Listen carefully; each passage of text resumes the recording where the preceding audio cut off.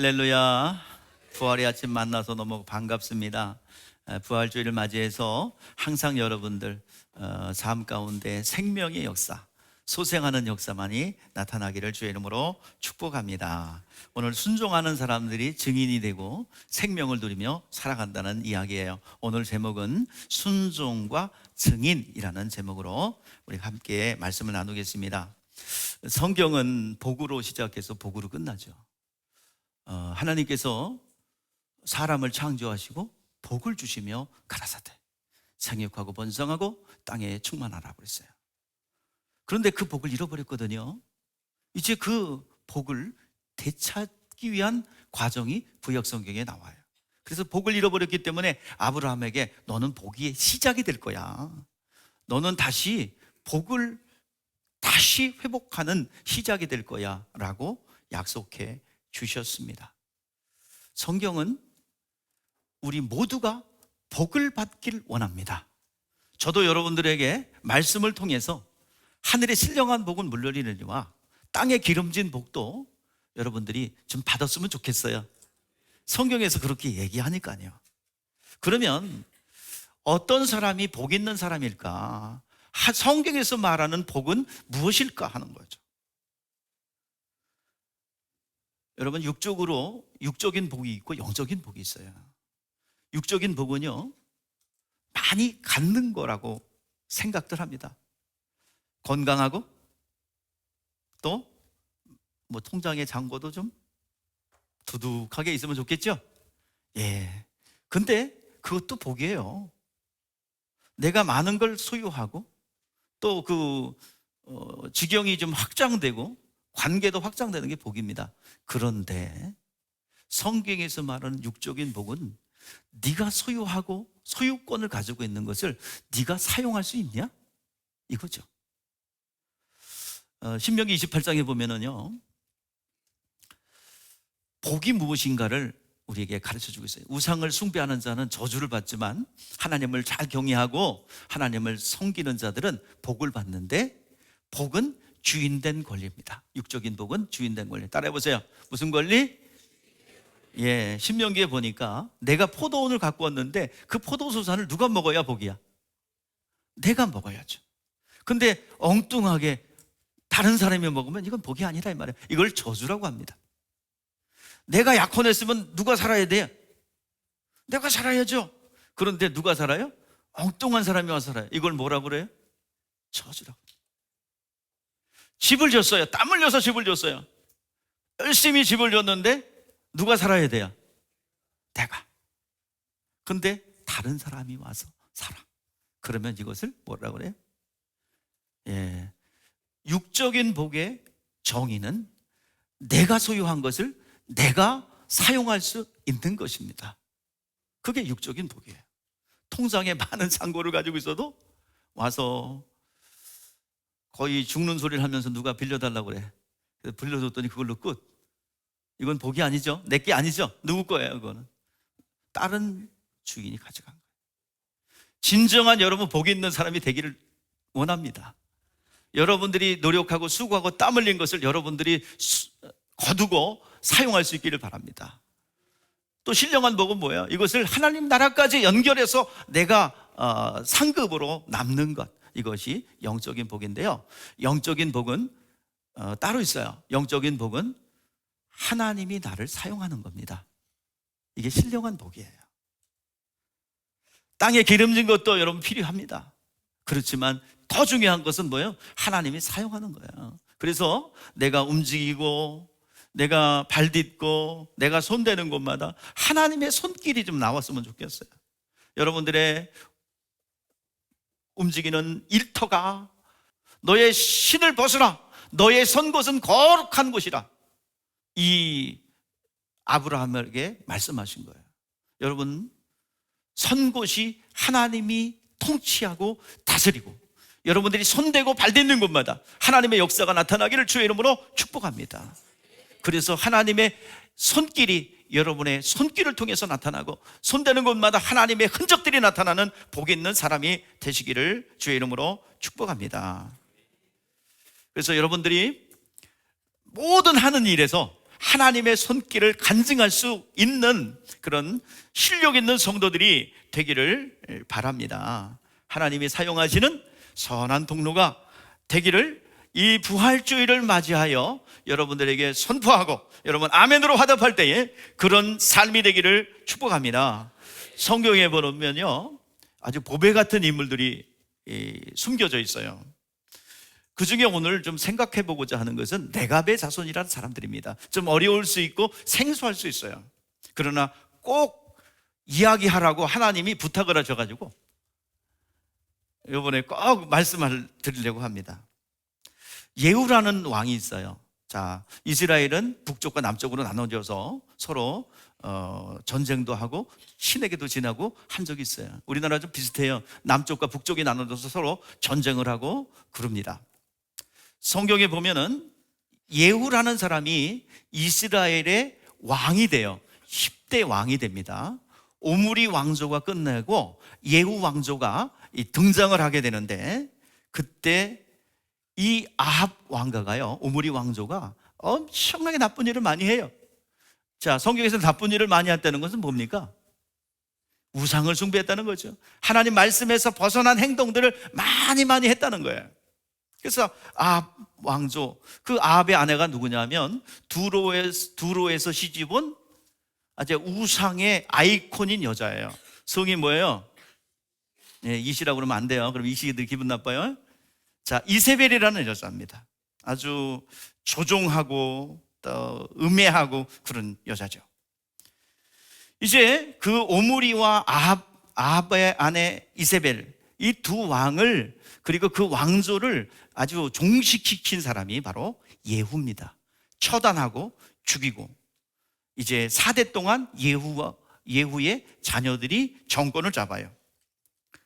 북이스라엘의 통치가 되는데, 그때 일어날 때 반정을 일으킵니다. 반정을 일으켜서 왕을 죽이고, 그리고 예후가 대신 왕이 돼요. 그러니까 반정을 해서 왕이 됐으니 따르는 자가 없죠. 그래서 외톨이에요. 외로워. 힘은 있지만 외로워요. 따르는 자가 없어요. 그때 자신을 알아주는 사람이 있었는데, 그 사람이 누구냐면 레갑의 자손인 여호나답이라는 사람입니다. 여기서 오늘 우리가 살펴보고자 하는 것은 레갑이라는 사람이 누군가 하는 겁니다.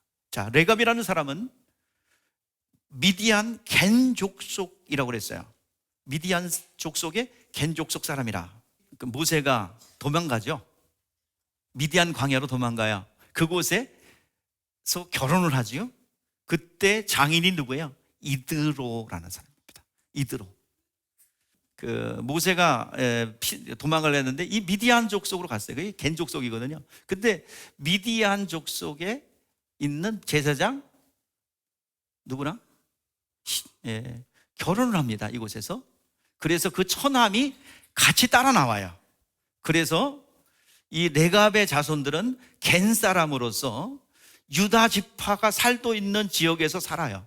자, 그드로라는 사람이 누구냐면 그 100세 넘어서 사라가 또 아브라함이 회춘을 해가지고 자녀를 낳잖아요. 그때 이후로 회춘을 해가지고 창세기 25장에 보면 그드로랑 또 결혼을 해요. 그래서 또 후처를 통해서 낳았는데 여기에 6명의 아들이 나와요. 그때 그 중에 넷째 아들이 미디안입니다. 모세가 피난 갔을 때 거기에 사람이랑 결혼을 한 것이 겐 사람이에요. 그리고 민수기에 보니까 호밥이라는 사람이 같이 따라 나와요. 그래가지고 어디에 거하냐면 유다 지파가 거하는 그 땅에 거합니다. 그 사람들이 누구라고요? 레갑의 후손들이에요. 자, 모르겠으면 여러분들 그런 사람이 있구나. 좋은 사람이구나. 그렇게 기억하면 돼요.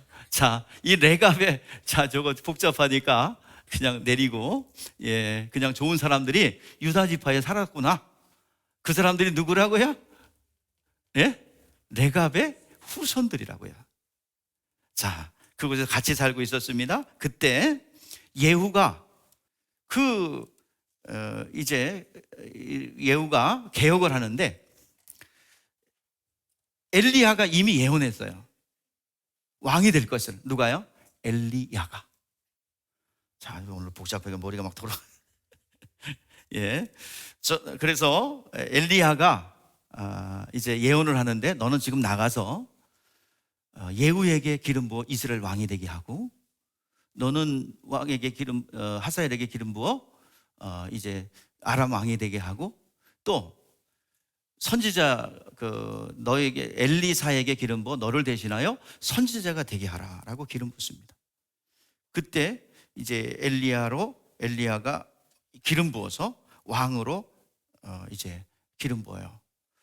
그리고 시간이 지납니다. 엘리사가 그의 제자에게, 엘리야의 제자 엘리사가 그의 제자에게 기름 부어서 길르앗 라못에 가서, 너는 한 종을 시켜서 너는 가서 길르앗 라못에 있는 예후에게, 예후는 누구냐면 그 당시에 요람 왕의 군대 장관이었어요. 그러니까 막 모여있는 전쟁하는 중에 너는 가서 예후에게 기름 부어서 너는 이스라엘의 왕이 되라. 그리고 빨리 기름 붓고 도망하라. 자, 그리고서 그렇게 했어요. 그래서 빨리 기름 붓고 도망 나왔어요.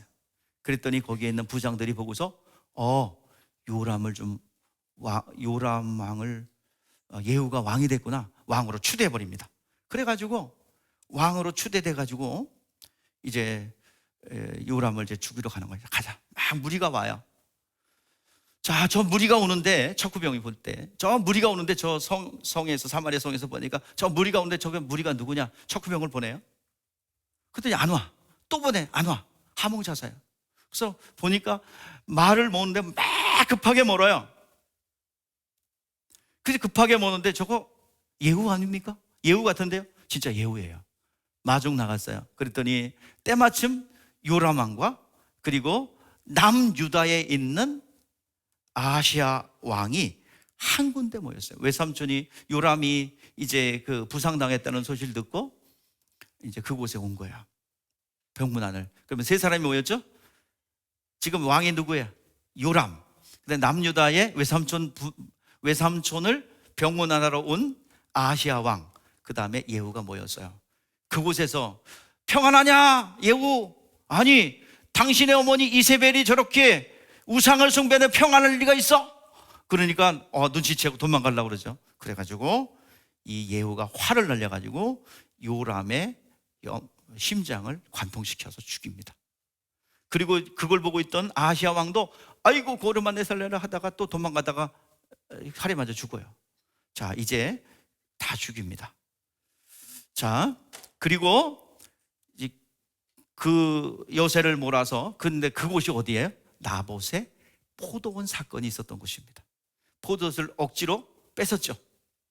그래서 결국에는 그곳에서 그 요람 왕도 아시아 왕도 죽어요. 그리고 이제 이세벨이 있는 곳으로 갑니다. 이세벨이 자기 아들을 죽였다는 소리를 듣고 막 욕을 퍼붓고 저주를 합니다. 그때 예후가 거기에 있는 신하들에게 너가 그 이세벨을 죽여라. 그러니까 줄을 탁 서요. 누구한테? 예후한테 딱 줄을 서서 이세벨을 갖다가 성 위에서 밖으로 던져버려요. 그럼 어떻게 됐을까요? 그 높은 데서 던졌으니까 머리가 캐지고 터졌겠죠. 엘리야의 예언대로 너의 시체를 개들이 핥아먹겠다라는 예언대로 그대로 됩니다. 자, 북이스라엘 왕도 징계하고 남유다도 징계하고 그리고 이제 이세벨도 죽어요. 그래가지고 그 개들이 다 뜯어먹어요, 시체를. 그리고 여세를 몰아서 이제 그 70명의 그 아합 왕에게는 70명의 아들이 있어요. 편지를 보냅니다. 그 70명의 아들들을 가르치는 스승들이 있을 거 아니에요. 편지 보내요. 거기서 자, 그 유능한 왕을 하나 추천해라, 보내라. 그러니까 이 스승들이 눈치채고 추천했다가는 나도 죽겠는걸. 그래서 나는 예후 당신을 따르겠습니다 라고 그래요. 그러니까 당신을 따르겠습니다 하니까 니들이 그 고백이 충성된 것이라면, 그 증명한 거 있으면 네가 가르치는 그 아합의 아들들 다 죽여라, 목을 베라. 그랬더니 편지를 받자마자 그 스승들이 그 요람의 그 아합의 아들 70명의 목을 베요. 그리고 광주리에 담아서 보내요. 자, 그때까지 또 왕자 70명의 아들을 죽이고요. 그리고 남쪽으로 내려가서 아하시아 형제 42명도 죽여요. 지금 잔인하죠. 계속 죽이는 거예요. 자, 이들이 뭐에 동참한 사람들이에요? 바알과 아세라에 동참한 사람이에요. 다 이제 소멸하는 거예요. 자, 백성들 속에 숨어있던 이제 바알과 아세라를 숭배했던 사람들을 이제 색출해내는 거예요.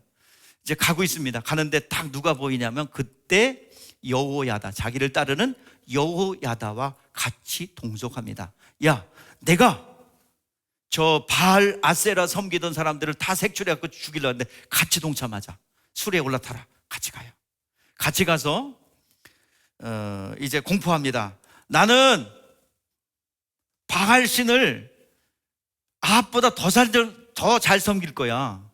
나는 더 열심히 섬길 거야. 그러니 전국에 있는 바알과 아세라를 섬기는 사람들이여 다 모여라. 모이지 않으면 너희들 다 죽는다. 그래서 뭐 하세요? 그랬더니 숨어있던 바알과 아세라를 섬기는 사람들이 전부 다 모였습니다. 전부 다 모여가지고 한 군데 모였어요.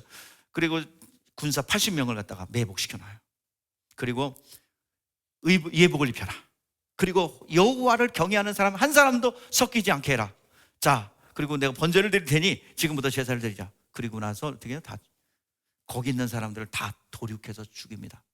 그래서 싹 정리를 해요. 그런데요, 거기까지는 잘했어, 예후가. 근데 그 다음부터 타락하는 거예요. 예후가, 자, 우리 한번 읽어볼게요. 자, 예후에 대해서 시작. 예후가 이와 같이 이스라엘 중에서 바알을 멸하였으나 이스라엘에게 범죄하여 한 느밧의 아들 여로보암의 죄, 곧 베델과 단에 있는 금송아지를 섬기는 죄에서 떠나지 아니하였더라. 또 열왕기하 10장 30절 31절 시작. 여호와께서 에후에게 이르되 내가 나 보기에 정직한 일을 행하되 잘 행하여 내 마음에 있는 대로 아합의 집에 대행하였은즉 내 자손이 이스라엘 왕위를 이어 4대를 지내리라 하시니라. 그러나 예후가 전심으로 하나님, 이스라엘의 하나님 여호와의 율법을 지켜 행하지 아니하며 여로보암이 이스라엘에게 범죄하게 한 그 죄에서 떠나지 아니하더라. 여전히 범죄했다는 거예요. 타락했다는 거예요. 다 소멸하고 나서 거기까지는 잘했는데 그 다음부터는 타락의 길로 가더라 이 말이에요. 그래가지고 여호나답이 동참했다가 흔적도 없이 사라져요. 성경에서 사라져요. 그리고 시간이 흘렀습니다. 240년이 지났어요. 약 240년이 지났어요. 이제 240년이 지나 여호와김이 지배하던 유다가 멸망의 그 자리로 치닫고 있을 때에 그때 에레미야가 통치했던 데입니다. 그때 에레미야가 그 레갑의 자손들, 여호나답의 후손 레갑 사람들을 불러요. 그 당시에 예루살렘에는 하나님의 말씀을 듣는 사람들이 단 한 사람도 없었어요. 전부 다 우상의 숭배였고 오히려 에레미야의 말을 저주하며 듣지 않고 에레미야를 핍박을 했어요. 거기에서 행위 예언으로 레갑의 자손들을 성전으로 불러다가 거기다가 포도주를 주면서 야, 이거 한 잔씩 마시고 쉬면서 우리 가자. 그리고 포도주를 배설해요. 그랬더니 그들이 단호하게 거절합니다. 그러면서 우리 조상 여호나답이, 레갑의 후손 여호나답이 부탁한 게 있어요. 자, 흔적시 없이 사라지면서 예후와 결별하면서 떠나면서 부탁한 게 있어요. 240년 동안 지켰던 거예요. 자, 우리 한번 보세요. 시작. 레갑 사람들의 후손들 앞에 포도주 가득한 종지와 술잔을 놓고 마시라고 하매 그들이 이르되 우리는 포도주를 마시지 아니하겠노라. 레갑의 아들 우리 조상 요나답이 우리에게 명령하여 이르기를 너희와 내 자손에게 영원히 포도주를 마시지 말며 너희는 집도 지지 말며 파종도 하지 말며 포도원을 소유지 말며 평생 동안 장막에 살아라. 그리하면 너희가 머물러 사는 땅에서 너희가 생명이 길리라. 포도주도 마시지 말고 밭도 일굴지 말고 집도 지지 말고 늘 장막에서만 살아라. 그럴 수 있는 직업이 뭐예요? 목동이죠. 그들은 목동의 일을 합니다. 그러면서 편안하고 정확한 삶을 살 수 있음에도 불구하고 그들은 여호나답의 부탁, 그 우상숭배의 결말이 얼마나 비참하며 그 결과가 얼마나 잔인한가를 알고 그 후손들에게 명령한 거예요. 너희들은 절대로 우상숭배 때문에 그렇게 물질을 추구하려고 그러고, 우상숭배 때문에 너희들이 그렇게 집을 짓고 밭을 일구고 그것을 잘 가꾸기 위해서 우상과 결탁되지 않느냐? 그러니 너희들 장막에서만 가고 집도 지지 말고, 후손들아, 너희들 그렇게 하면 너희들의 생명이 영원히 길게 될 것이다. 근데 그걸 지켜요. 그리고 그것을 지켜왔던, 240년 동안 지켜왔던 그들을 축복합니다. 누가 알아주지도 않았어요. 그냥 여호나답의 부탁의 말을 듣고 그때까지 지킨 거예요. 근데 그 에레미야가 그런 축복을 합니다. 자, 에레미야서 35장 19절 말씀인데요. 자, 18절 19절인데 19절 오늘 본문 말씀이죠. 자, 무슨 복을 줬는지 보세요. 시작. 그러므로 만군의 여호와 이스라엘 하나님께서 이같이 말씀하시니라. 레갑의 아들 요나답에게 내 앞에서 설 사람이 영원히 끊어지지 아니하리라. 주님을 잘 섬기기 위하여, 주님을 경외하기 위하여 모든 것을 절제하고 인내하고 포기하고 그 말씀을 지키고 있었던 그들에게 너 요나답에게서 내 앞에 하나님 앞에 설 사람이 영원히 끊이지 아니할 것이다. 이 복을 주죠. 이 복 있는 사람이에요. 자, 하나님의 축복이 뭐라고 그랬어요? 신령한 복이 하나님이 쓰시는 사람이 되는 거죠. 하나님의 손길을 통해서 하나님의 흔적과 하나님의 손과 하나님의 능력이 나타나는 것, 이것이 신령한 복입니다. 그들은 직업으로 삼았던 곳, 사람들이 찾지 않는 쓰레기가 오물이 있는 그 방향에서 그들은 3D 업종 중에 하나인 목축을 하면서 장막에서만 거했어요.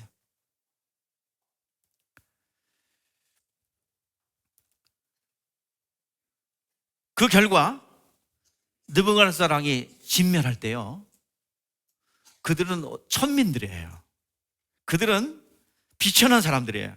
원래 포로로 잡아갈 때 어떤 사람만 잡아가요?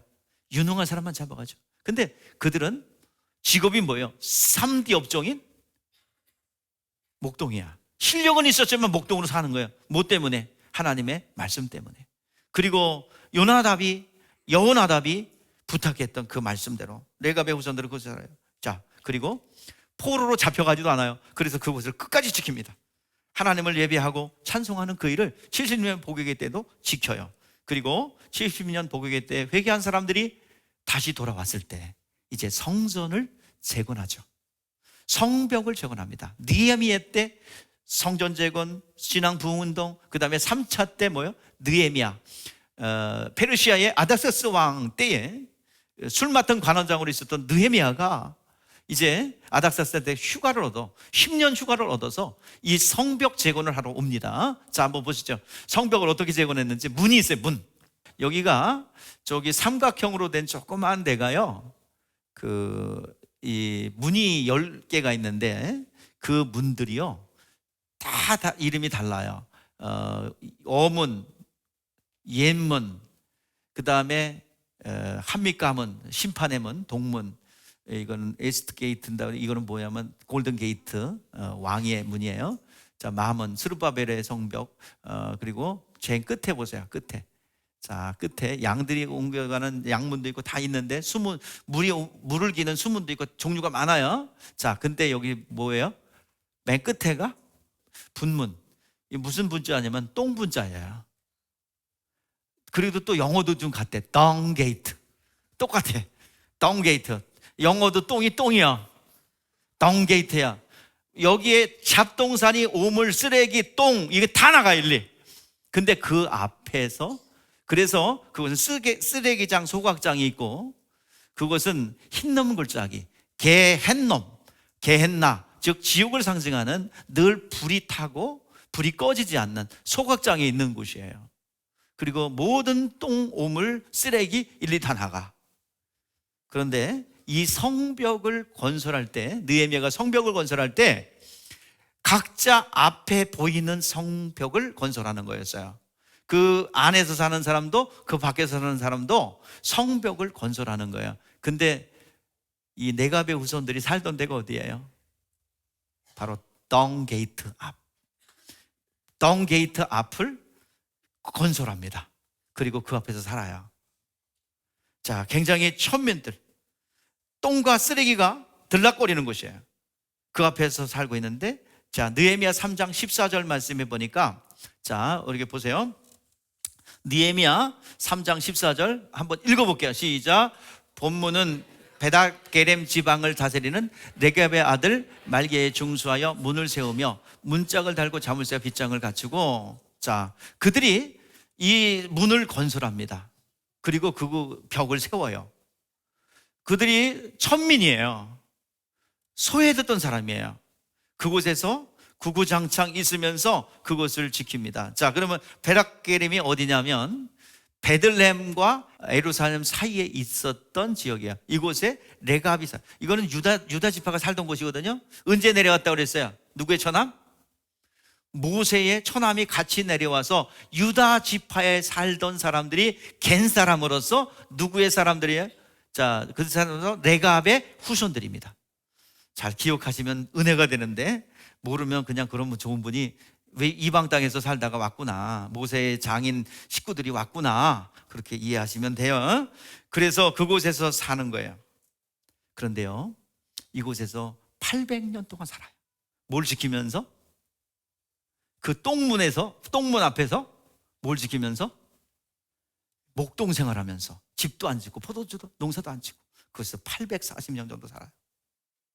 좀 짜증났겠죠. 아, 우리가 실력이 없나 뭐가 없나, 왜 이곳에서 똥을 치면서 사는 거야 도대체가? 예? 그리고 맨날 눈에 보이는 게 맨날 불타는 거, 뭐 쓰레기차, 똥차 이런 것만 다니는 왜 그곳에서 우리가 살아야 되는데. 자, 그런데 그 모든 것을 포기한 사람들이 레갑의 후손들이에요. 뭐를 위해서?